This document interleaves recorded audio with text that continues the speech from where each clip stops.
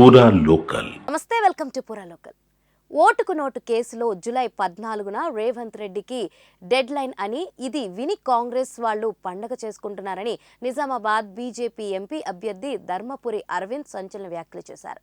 ట్యాగులు వేసిన కేసు దగ్గర పడిందని, ఆ కేసులో జూలై 14 సీఎం రేవంత్ రెడ్డికి డెడ్ లైన్ అని, ఈ వార్త విని జూలై 14 ఎప్పుడు వస్తుందని కాంగ్రెస్ ముఖ్య నాయకులు కోమటిరెడ్డి వెంకటరెడ్డి, ఉత్తమ్ కుమార్ రెడ్డి, బట్టి లాంటి వాళ్లు పండగ చేసుకుంటున్నారని అన్నారు. ఎస్సీ, ఎస్టీ, బీసీ రిజర్వేషన్లను ముట్టేది లేదని, వాటిల్లో నుండి తీసి ముస్లింలకు ఇచ్చేది లేదని, మోడీ బ్రతికున్నంత కాలం ఎవడూ కూడా ఈ రిజర్వేషన్లను ముట్టుకోడని స్పష్టం చేశారు. అలాగే రేవంత్ రెడ్డి ప్రచారానికి పోతే నీ గ్యారంటీల సంగతి ఏంటని ప్రజలు అడుగుతున్నారని, అందరినీ మభ్యపెట్టేందుకే కొత్త పూటకం పెట్టాడని దుయ్యబట్టారు. ఆయన ఓ ముఖ్యమంత్రి హోదాలో ఉండి సభలో గుడ్లు మేయడం ఏంటని ఆయన కంటే బుద్ధి లేదు. రేవంత్ రెడ్డికి చెప్పాల్సింది పోయి 75 ఏళ్ల జీవన్ రెడ్డి కూడా గుడ్డు మోస్తారా అని ఎద్దేవా చేశారు. రోడ్డెక్కి మీ బాధని తెలియజేస్తే ప్రపంచానికి పసుపు వచ్చింది. పసుపోడు తేవడంలో నా పాత్ర ఏముంది?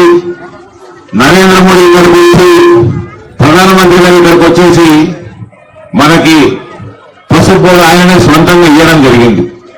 ఈ కాంగ్రెస్ లాంటి దుర్మార్గులు ఆ జీవితంలో పసుపు రైతులు పట్టించుకోలేదు. ఇలా పసుపు పొడి నరేంద్ర మోడీ గారు ఇచ్చి రాష్ట్రపతి ఉత్తర్వులు వచ్చినాక కూడా పసుపు పొడి ఎక్కడ ఉన్నది అని అడుగుతాడు. పసుపు పొడి ఎక్కడున్నది కాదు, తలగాలేమన్నా పసుపు పొడి కార్యాలయం ఎక్కడున్నదని అడుగు. రాష్ట్రపతి ఉత్తర్వులు వచ్చినాక పసుపు పొడి ఎక్కడున్నదని అడగరు. కార్యాలయం ఎక్కడ వస్తున్నది, ఎప్పుడు వెళ్తారు అని అడగాలి. రాజకీయాలు చేసుడు తప్ప, పసుపు రైతులను నాశనం చేసుడు తప్ప, చెరుకు ఫ్యాక్టరీలను నాశనం చేసుడు తప్ప, మామిడి పంటని నాశనం చేసుడు తప్ప, మహిళలకు అందరికీ అబద్ధాలు చెప్పుడు తప్ప, యువతని నాశనం చేసి ఇక్కడ నాశనం చేశారు. కాబట్టి లక్షల మంది గల్ఫ్ బాట పట్టిందానికి కారణం ఈ కుటుంబాల కాంగ్రెస్ పార్టీ. ఇవాళ నేను చెప్తా ఉన్నా మీకు, ఈ చక్కెర ఫ్యాక్టరీలు, ఇటువంటి చక్కెర ఫ్యాక్టరీలు 66 ఫ్యాక్టరీలు భారతదేశంలో నరేంద్ర మోడీ గడిపించిండు. కేవలం 4 ఏళ్లలో ఇంటింటికి ప్యాంప్లెట్లు కూడా వచ్చినాయా? ప్యాంప్లెట్లు వచ్చినాయి 66 ఫ్యాక్టరీలు. నేను ఇక్కడ మల్లాపూర్లో అందరూ బహిరంగంగా చెప్తా ఉన్నా,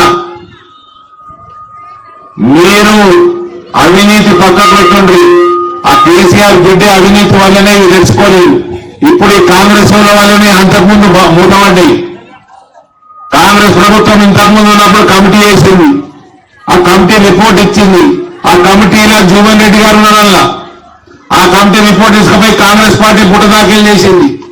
ఆనాడు గవర్నమెంట్ టేక్ ఓవర్ చేస్తే ఈనాడు బంద్ ఉండకపోతుండే ఫ్యాక్టరీలు. మళ్ళా వచ్చింది, మళ్ళా కమిటీ వేసింది, మళ్ళా కమిటీ వేసి మళ్ళా కార్యయాపన చేస్తున్నారు.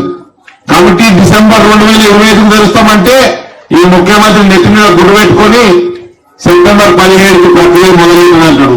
మొన్న నిజామాబాద్ వచ్చి సెప్టెంబర్ 17 నాడు తెలుస్తామన్నాడు. ఎలక్షన్ల ముందేమో ప్రభుత్వం ఏర్పడంగానే తెలుస్తామన్నాడు. కమిటీకి సంబంధం లేకుండా ఇప్పుడు సెప్టెంబర్ 17 నాడు ప్రక్రియ మొదలు పెడతామంటాడు.